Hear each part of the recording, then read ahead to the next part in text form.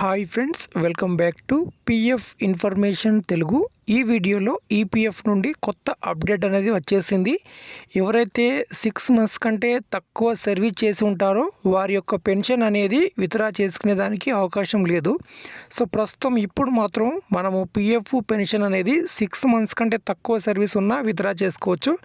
వీడియోకి లైక్ చేయండి, కొత్తగా చూసేవారు సబ్స్క్రైబ్ చేయండి.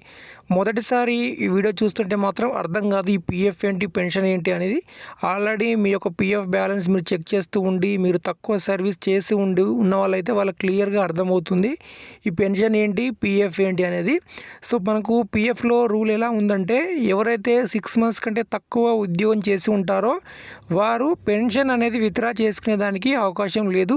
ఓన్లీ పిఎఫ్ అమౌంటే విత్డ్రా చేసుకోవచ్చు నిన్నటి వరకు. కానీ ఈ రోజు నుండి 25th జూన్ తర్వాత, ఓకేనా, 25th జూన్ తర్వాత ఎవరైతే పిఎఫ్ అప్లై చేస్తారో 6 మంత్స్ కంటే తక్కువ ఉన్నా కూడా పెన్షన్ అనేది విత్డ్రా అవుతుంది, క్లెయిమ్ అనేది రిజెక్ట్ అవ్వదు. ఇక్కడ నేను ఇప్పుడు ఈపీఎఫ్కు సంబంధించినటువంటి సర్క్యులర్ మీకు చూపిస్తాను.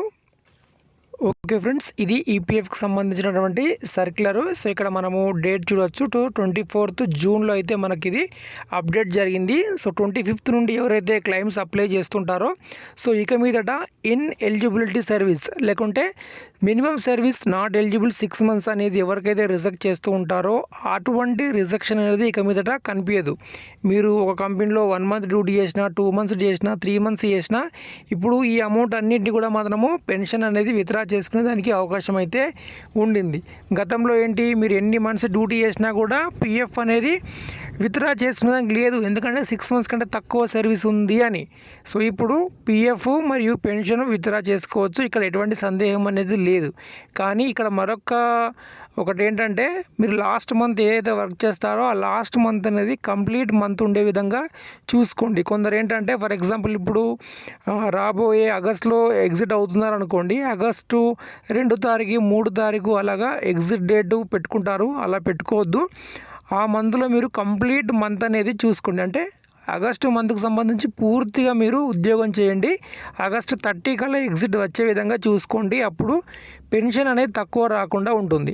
అలా కాకుండా మీకు half of the month contribution pay చేస్తే పెన్షన్ తక్కువ వచ్చేదానికి అవకాశం అయితే ఉంటుంది. ఇదొకటి మీరు గమనించండి. మీరు ఎప్పుడు కంపెనీలో నుంచి ఎగ్జిట్ అయినా కూడా ఎప్పుడైతే లాస్ట్ మంత్ మీరు డ్యూటీ చేస్తారో ఆ last month complete month 30 days work చేసిన తర్వాత ఎగ్జిట్ కాండి. అప్పుడు మీకు పిఎఫ్ మరియు పెన్షన్ పూర్తిగా అయితే వస్తుంది. ఇది ఈపీఎఫ్ నుండి ఒక కొత్త అప్డేటు. వీడియోకి లైక్ చేయండి, సబ్స్క్రైబ్ చేయండి.